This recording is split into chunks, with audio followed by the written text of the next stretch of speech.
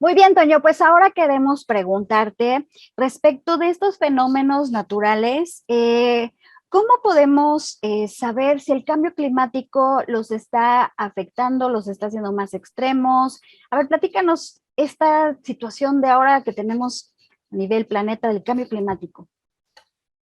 Bueno, primero tendríamos que saber y entender qué es el cambio climático, porque creo que por ahí está la cosa. Fíjense que en la definición que nos da precisamente la Ley General de Cambio Climático de México, en su artículo tercero nos hace una serie de referencias de definiciones y en su sección cuarta, cambio climático nos lo define como la variación del clima atribuido directa o indirectamente a la actividad humana que altera la composición de la atmósfera global y se suma a la variabilidad natural del clima observada durante periodos comparables. Esto es lo que nos dice la Ley General de Cambio Climático. Por otro lado, tenemos también una ley que es muy importante para nosotros y que es la ley GEPA, que es la Ley General de Equilibrio Ecológico y Protección al Ambiente, y que en su artículo tercero también nos da una serie de definiciones, y en el quinto bis nos habla precisamente sobre lo que es el cambio climático. Y fíjense, aquí lo define de la siguiente manera. Cambio climático, cambio de clima atribuido directa o indirectamente a la actividad humana que altera la composición de la atmósfera mundial y que se suma a la variabilidad natural del clima observada durante periodos de tiempo comparables. Bueno, ¿a qué punto quiero llegar con esto? Primero, una cosa es cambio climático y otra cosa es variabilidad climática y otra muy distinta es calentamiento global. Para entender el cambio climático, tendríamos que entender primero la parte fundamental que es clima. Ya les decía que hay que saber diferenciar entre tiempo y clima. Clima es la característica que tiene un lugar, una zona, y que está constituida por mediciones, si es posible, de más de 30 años de las variables de temperatura y precipitación. Esto es lo que nos dice la Organización Meteorológica Mundial, así está definido el clima. Es las condiciones medias de 30 años en un lugar de temperatura y precipitación.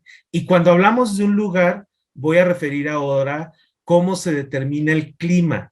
El clima desde Humboldt, desde lo que es la Köppen, cuando hizo su clasificación, determinaron y definieron que el clima iba a ser por 4 características físicas, 2 geográficas y 2 físico-atmosféricas. Las geográficas está determinada por la latitud, ya saben, del Ecuador es más calor y hasta los polos es más frío. Y por la altitud, también ya saben, hacia la costa es mayor la temperatura y en la parte alta de la montaña es menor la temperatura. Entonces, lo que es latitud y altitud en la situación geográfica determina el clima, además de la temperatura y la precipitación. Esas 4 variables son las que determinan el clima. Por eso es que podemos decir el clima según la clasificación de Köppen, que están estas 12 clasificaciones de clima de Köppen, desde la A hasta la F. Podríamos por ahí hablar del clima húmedo, templado, selvático, etcétera, etcétera. Pero para México incluso se hizo una clasificación de Queta García, que es la modificación al sistema climático de Köppen y que la verdad está muy bien hecho porque ahí ya identifica más cuestiones climáticas de nuestro país. Solo que no se nos olvide que la clasificación climática está hecha específicamente para la agricultura. Muchas veces lo toman para otras cosas, por ejemplo, turismo. Y yo les voy a hablar de dos casos, la Ciudad de México y la ciudad de Jalapa, que es donde yo me encuentro. Imagínense que la gente quiere conocer la ciudad de Jalapa, de este clima rico, agradable, con nieblas, neblinas, templado, húmedo, ¿no? Ya saben esto de templado, húmedo. Y entonces vienen en mayo y resulta que un mayo 9, por cierto, un día antes de las Madres, pero de 1998, tuvimos una temperatura de 39.5 grados Celsius con una humedad relativa de 33%. No es ni templado ni húmedo. Entonces, imagínate, Hazel, que te diga yo, vente, porque aquí en Jalapa es muy bonito y llegues buscando un clima húmedo, templado, pero se te ocurre venir en mayo, pues obviamente que no te lo vamos a ofrecer.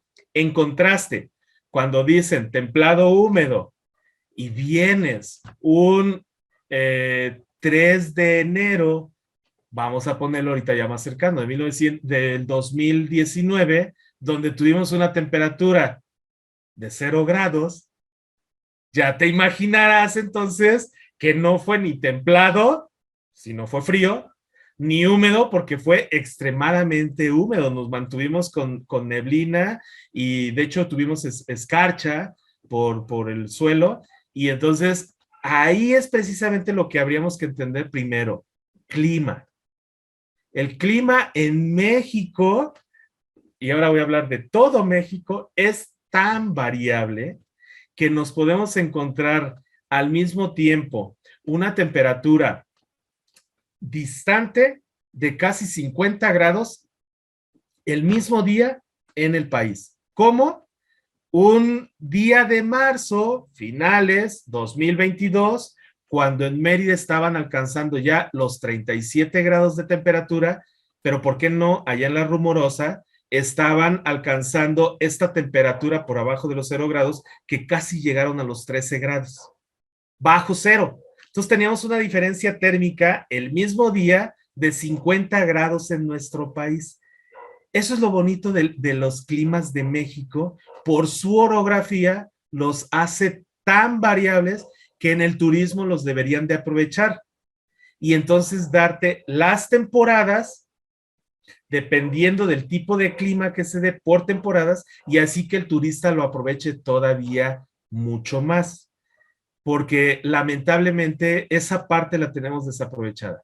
Ahora, en cuestión de cambio climático, ya por lo que se ha definido como cambio climático, el panel intergubernamental de cambio climático, por sus siglas en inglés, es el IPCC, nos habla de que el cambio climático es todo este efecto a nivel planetario que te lo está produciendo el calentamiento global.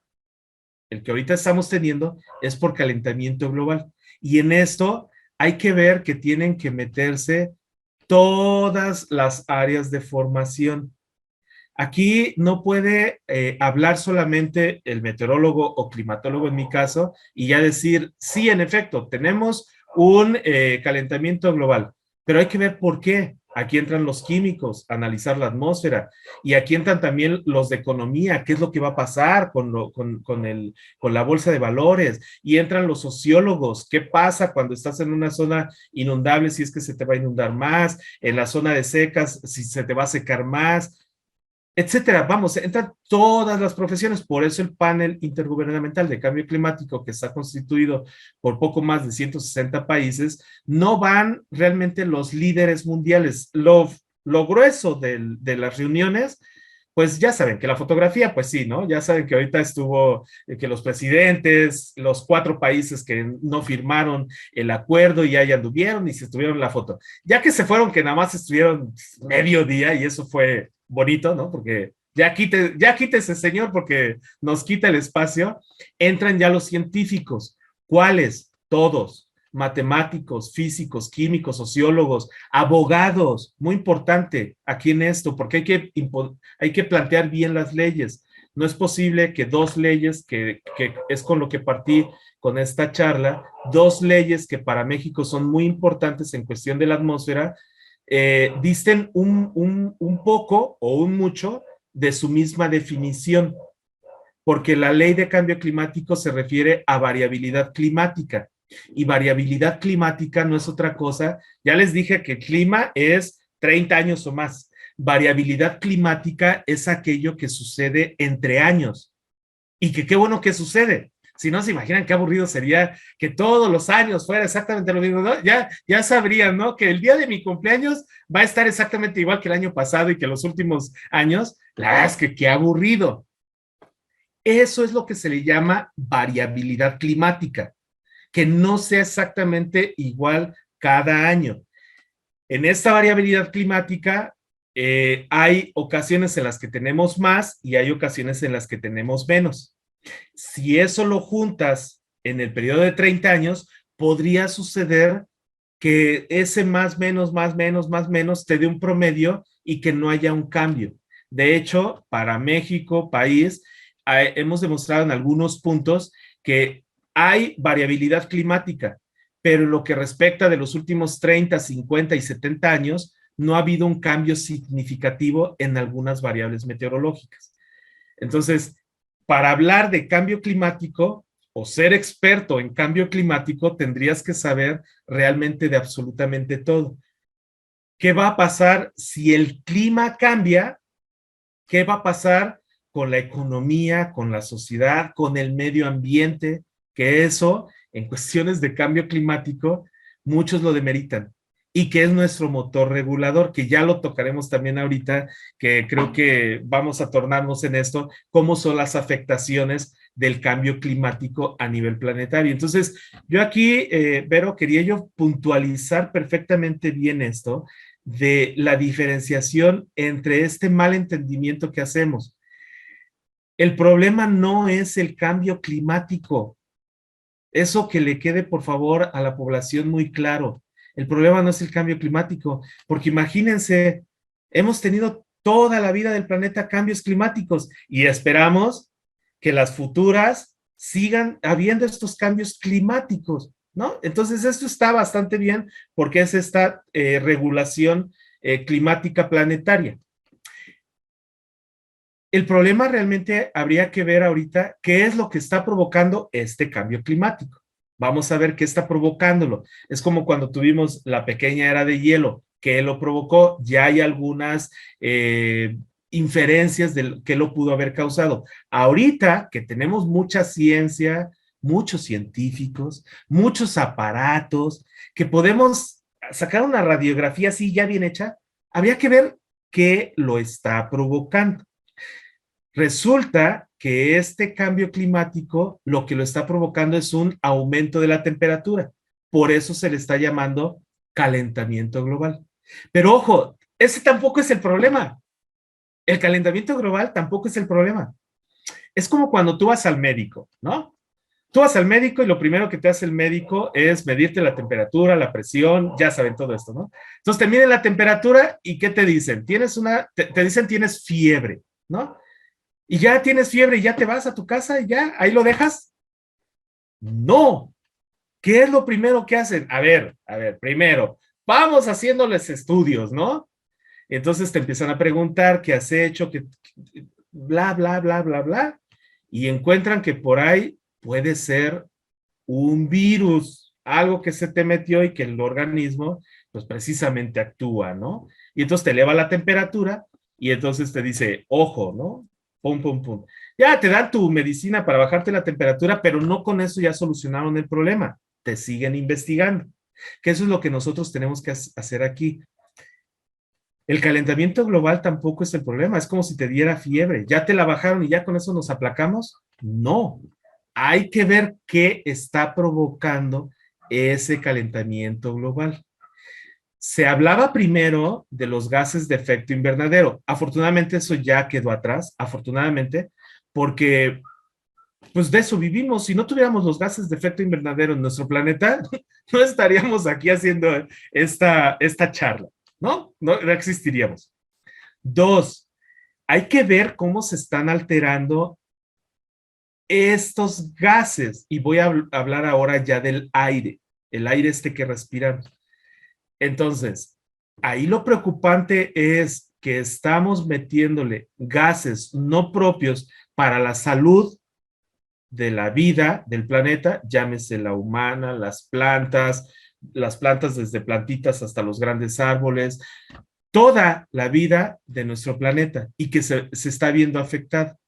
Entonces, ¿qué lo está provocando? ¿Qué está provocando? Porque también aquí los biólogos me dirían, es que realmente el dióxido de carbono no es el problema, porque ya saben, ¿no? Que se ha satanizado el dióxido de carbono. Y digo, se ha satanizado porque hay una relación de la curva esta del aumento del dióxido de carbono con la curva del aumento de la temperatura. Y está bien, pues obviamente que tiene que haber este efecto porque nosotros vivimos en este efecto invernadero. Habría que ver qué es lo que está pasando ahí, porque digo, los biólogos me van a decir, pero es que las plantitas necesitan de ese dióxido de carbono para poder vivir, ¿no? Ah, bueno, entonces la solución podría ser plantar muchos árboles. No, porque también eso nos produciría el otro exceso. Y entonces, una de las posibles soluciones que yo he planteado, y hablando del medio ambiente, no es reforestar. Ese es el peor error que podemos hacer. Reforestar no es la solución. Reforestar no es la solución porque finalmente terminamos cambiando una palmera por un ahuehuete. Y entonces, ¿esa va a ser la solución? No. Restaurar. Restaurar es la solución. Restaurar. En el restaurar hay que hacer un estudio de suelo, hay que hacer muchos estudios para saber qué tanto debo de reforestar. Y ahí entra ya la reforestación, ¿no? No me estoy contradiciendo de que no es bueno reforestar, no. Cuando tú ya hagas una restauración, una investigación bien hechecita, tú ya dices, ah, bueno, ahora sí, voy a restaurar primero los suelos, tengo que ver que se me hicieron más porosos, los tengo que regresar, si puedo, no puedo, si puedo regresarlos, entonces regreso las plantas que había, desde las chiquitas hasta los grandes árboles. Y si no, porque ya hubo un cambio de uso de suelo, entonces investigar qué sí puede ser puesto en ese lugar para que sea un éxito, porque también viene la otra parte, ¿no? Que te dicen, siembra 10 para que por lo menos uno se te dé. No, siembra 10 para que los 10 se te den. Y eso sea un éxito. Y no sembremos vidas y hagamos un proyecto mal enfocado, porque ahí lo único que estamos haciendo es sembrar muerte. ¿Por qué lo digo? Porque si no hacemos una restauración, lo único que estamos garantizados es a caer en el problema todavía aún más grande. Porque recuerden, si sembramos y se nos mueren, estamos ocasionando todavía una devastación mayor que después va a ser producción de otros tipos de gases. Entonces, restaurar, y con esto ya podríamos caer en una de las posibles soluciones para que otra vez ese problema que tenemos ahorita del calentamiento global, de la fiebre que ahorita tiene nuestro planeta, y para que el cambio climático ya no es reversible, esto ya lo ocasionamos, ya va a quedar ahí implícito, y de ahí tenemos que ir a la otra parte, al regreso, el calentamiento hacia el enfriamiento. Entonces, el cambio climático, como pueden ver, no es el problema, porque ese ya se quedó ahí registrado. Pase lo que pase en los próximos 100 años, 70 años, que es lo que le está apostando ahorita la comunidad mundial, ya tenemos un registro por lo menos hasta ahorita, y va a ser un cambio climático por calentamiento global de corto periodo o de más periodo. Viene la otra parte. Sabemos perfectamente bien que uno de los termorreguladores y de buenos productores de cambio del dióxido de carbono a oxígeno son los manglares. Son de los mejores, que por cierto es el mejor ecosistema de cambio del dióxido de carbono al oxígeno. Es el mejor, y eso está dicho por los expertos en el tema. Entonces, ¿qué es lo que tendríamos que hacer? Además, nuestro país es benéfico para producir mucho manglar. Entonces, restaurar los manglares, porque además está también bien demostrado, y esto el Instituto Mexicano de Tecnología del Agua hizo investigaciones desde 1997 hasta el 2015, donde demostró que los manglares disminuyen la fuerza de intensidad de impacto de los huracanes. llámese de los huracanes, no estoy hablando de todos los ciclones tropicales, de los huracanes, que es cuando tienen su máxima intensidad. Entonces, un huracán va entrando, un huracán categoría 2, categoría 3, va entrando, se encuentra con un manglar, en el agua se debilita porque ahí lo atora, en la parte baja de la atmósfera, ahí como que se tropieza y entonces ya el ciclón entra debilitado. El oleaje disminuye considerablemente. Y entonces el efecto ya de inundación y por efecto de oleaje y rascamiento de la costa ya no te daría mayor riesgo, mayor peligro.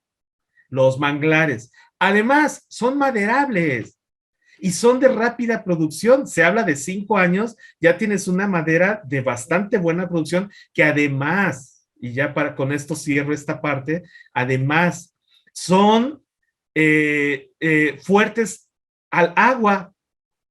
¿Qué más queremos? Entonces usemos también eso mismo que son maderables. Entonces, yo creo que aquí lo que tendríamos que buscar es el problema que está sucediendo para que se dé este calentamiento global que nos está produciendo, en efecto, el cambio climático. Mucho ya lo sabemos que es la contaminación, pero mucho otro tanto no lo sabemos porque no estamos midiendo y no estamos midiendo bien. Y en México realmente no medimos.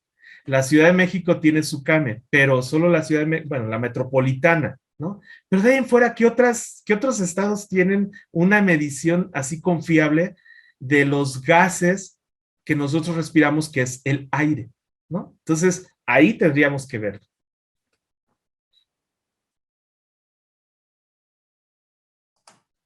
Wow, pues súper interesante, seguimos aprendiendo y aprendiendo, y ya voy a regresar tantito, Toño. En la cápsula anterior mencionaste que justo cuando empieza a haber huracanes, ciclones y demás, y bueno, también lo comentaba Vero, está este mito, o dicho, ¿no? De empieza a llover más y se recargan las presas, hay más agua, y por ahí lo comentaste, ¿no? Entonces, ¿qué nos puede decir? ¿Es cierto o no es cierto? Porque también ya vimos que, pues, si la niña, el niño, el calor, frío y demás. Entonces, ¿qué es cierto? ¿Dónde? ¿Cuándo? Cuéntanos más. La empiezo así y muy sencillo. Benditos los ciclones tropicales. Yo así lo digo. Benditos los ciclones tropicales. Y cuando digo benditos es porque ya sabes que cuando vas a las religiones en la católica, la bendición te la avientan con agua, ¿no? Por eso lo estoy refiriendo así. Benditos los ciclones tropicales. ¿Por qué digo ciclones tropicales si ya no estoy diciendo huracanes? A ver, los ciclones tropicales son estos fenómenos meteorológicos que se forman de una baja presión y que es un sistema perturbador, y que para que se forme un ciclón tropical necesitas dos cosas muy importantes, ya lo decía en la cápsula anterior. Una temperatura superficial por arriba de los 26.5 grados Celsius, que eso lo alcanzas ya en estas fechas de entre mayo, junio, julio, agosto, septiembre, octubre, noviembre, a veces diciembre, incluso a veces enero, ahorita van a ver. Y esto es en la parte tropical, vamos, entre los trópicos, ¿sale? Cuando esta temperatura se alcanza y hay un sistema perturbador, entonces se forma un remolino en el agua. Ese remolino es lo que nosotros conocemos como ciclones tropicales. Cuando apenas se empieza a formar, se le da la denominación de depresión tropical. Una depresión tropical, pues es ya la formación bien hecha de un ciclón tropical, que además los ciclones tropicales en sus categorías están determinados principalmente por la intensidad de los vientos. Eso es lo que los identifica. Un huracán se identifica por la intensidad de sus vientos en sus 5 categorías, pero para que lleguen a eso, primero necesitan nacer desde un sistema perturbador y de ahí una depresión tropical. Las depresiones tropicales son las que tienen los vientos de entre 45 y 65 kilómetros por hora. A estas se les numera para poderlas identificar, nada más, no es por otra cosa. Si continúa la evaporación en el mar, en el agua, y sigue formando este sistema atmosférico, esta baja presión, que realmente son sistemas lluviosos, sigue formando, entonces se incrementa en su velocidad de los vientos, su giro, y entonces ya pasa a ser categoría de tormenta tropical cuando rebasa los 65 kilómetros. Cuando los vientos del centro del sistema, del centro, no de los alrededores, del centro del sistema alcanzan a superar los 65 kilómetros y está entre 65 y 118 kilómetros por hora, se le denomina tormenta tropical. Y aquí pasan dos cosas. Una, que ya se les da nombre, y que por cierto es un nombre, existe en la lista de los nombres de los ciclones tropicales, ya 6 listas, y que estas se van repitiendo cada 6 años, esto determinado por la Organización Meteorológica Mundial desde 1950. Primero eran 4 listas, después hicieron 5 listas, ahora ya contamos con 6 listas, y estos se van repitiendo, y los nombres solo están dados para que los identifiquemos. Por ejemplo, todos creo que nos acordaremos de Katrina, ¿no? Allá en Estados Unidos, y que ocasionó todo esto. Cuando, por cierto, Katrina, desde México, lo identificamos perfectamente bien por dónde iba a entrar. Punto y aparte, porque si no me meto en otro tema que no quiero ahorita abordar. De ahí, si el sistema que ya recibió nombre sigue intensificándose, ya cae a la categoría de huracán. Por eso es que no les debemos de llamar temporada de huracanes, sino de ciclones tropicales. Porque en México tenemos más frecuencia de ciclones tropicales con categoría de hasta tormenta tropical que propiamente de huracanes. Pero bueno, esto de huracanes nace por, ya saben, los mayas, también en la isla de Cuba, algunas cosas, por todo esto del huracán, ¿no? Por los mayas. Por ahí empieza la parte de historia, que tampoco no voy a hablar, porque si no, me llevaría yo quién sabe cuántos programas y cerraríamos todo el año de los programas. Fíjense que cuando empiezan en categoría de huracán, hay 5 categorías. Las 2 primeras son huracanes, denominados como tal, manejables, y las 3 últimas son los denominados peligrosos. ¿Por qué? Porque el huracán 1 va de 120 a 150 kilómetros por hora. El huracán 2, como sucedió ahorita con Ágata, va de 150 a 180 kilómetros por hora, que por cierto, Ágata anduvo en los 175 kilómetros por hora, según el Centro Nacional de Huracanes, que está en Miami. Nunca mandaron un vuelo de reconocimiento, pero sí se le veía el ojo, y posiblemente el huracán Ágata pudo haber tocado en categoría 3. Por eso todo lo que hemos visto ya en las noticias, tanto de oleaje y de inundación que nos dio. De ahí, si se incrementan de 180 a 210 kilómetros por hora, ya es la categoría 3.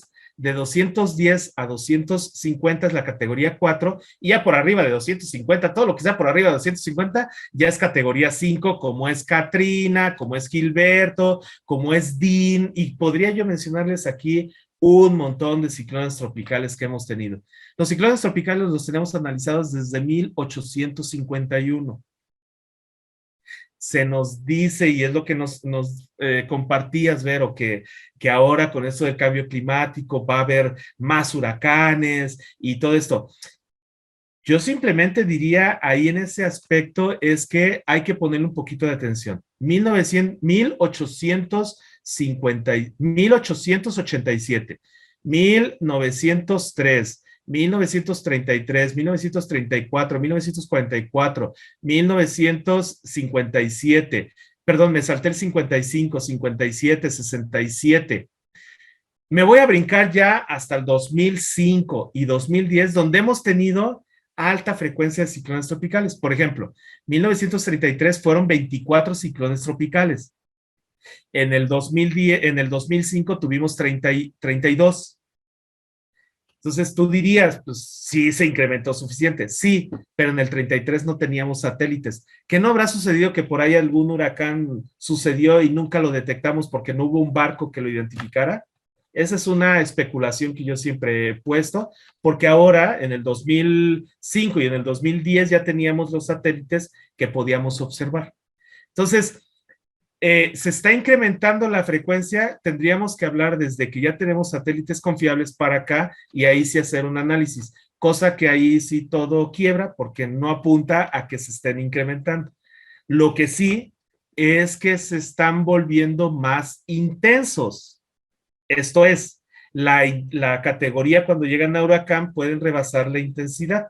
Por ejemplo, en Veracruz, del centro hacia el sur, hemos tenido huracanes importantes, pero en el 2010 tuvimos a Carl, que ese, solo déjenme decirles que en tan solo 12 horas, pasó de tormenta tropical a categoría 3 de huracán, 12 horas, y que estuvo en el límite, y yo casi le apuesto a que alcanzamos la categoría 4 de huracán en tan solo 12 horas. Entonces, ahí sí ya podríamos empezar a hacer estos otros estudios, que yo aquí, casi lo único que te diría es que vamos a estudiar los fenómenos extremos, que es los que no conocemos. Esos son los que sí realmente no conocemos.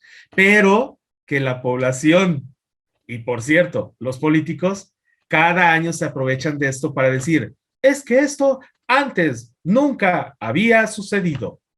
Pero aparte es más bonito cuando escuchas a los chavos, ¿no? Que te dicen, es que esto nunca había pasado, nos inundamos, nunca había pasado. Punto número 1, 22 años no es nada. Punto número 2, donde tú estás viviendo, antes era un río. Punto número 3, donde tú estás viviendo, que antes, además de ser un río, era una zona boscosa, ahora es una zona concretosa. Estamos provocando este calentamiento global, por ende, un cambio climático. Así lo dejaría. Híjole, pues la verdad es que qué interesante todo esto que tú nos platicas y que pues muchas veces sí lo podemos ver a lo mejor en alguna otra plática de alguna institución ambiental, de algún organismo, que hablan precisamente de esto, que ahora se necesitan como otro tipo de mediciones, de tecnología, de otros datos que el panel intergubernamental del cambio climático pues está también tratando de hacerlo a nivel mundial, pero que en México nos damos cuenta que nos quedamos un poquito rezagados en en toda esta situación y que los medios de comunicación, como tú lo has mencionado, muchas veces ni son las palabras adecuadas, ni se comparten a la población los datos correctos. Entonces, por eso se crean tantas cuestiones respecto de todos estos fenómenos que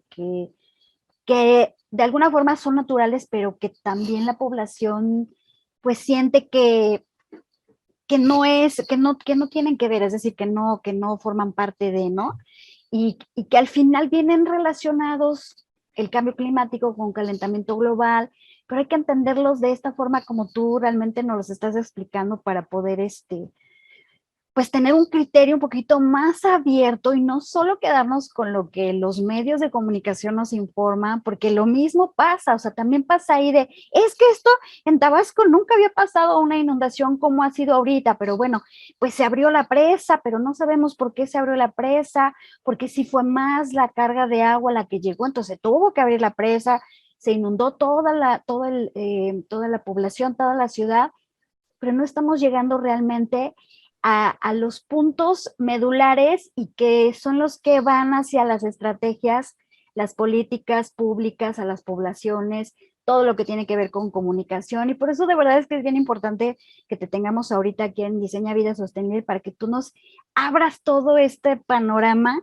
tan a veces complicado, pero que se vuelve también como más fácil entenderlo con personas que como tú, como expertos como tú, que nos los acercan de manera muy fluida, muy natural y muy entendible. Pero bueno, ahorita vamos a ir a la siguiente cápsula. Quédense con nosotros porque vamos a hablar también acerca de esto que tiene que ver con cómo México puede hacer que el cambio climático y todos estos fenómenos sean también provechosos para nuestra economía, la salud, toda la parte de la producción, y que no impacte tanto a la sociedad. Así es que quédense con nosotros, sigue Toño Luna aquí en Diseña Vida Sostenible, Día Mundial del Medio Ambiente. Continuamos.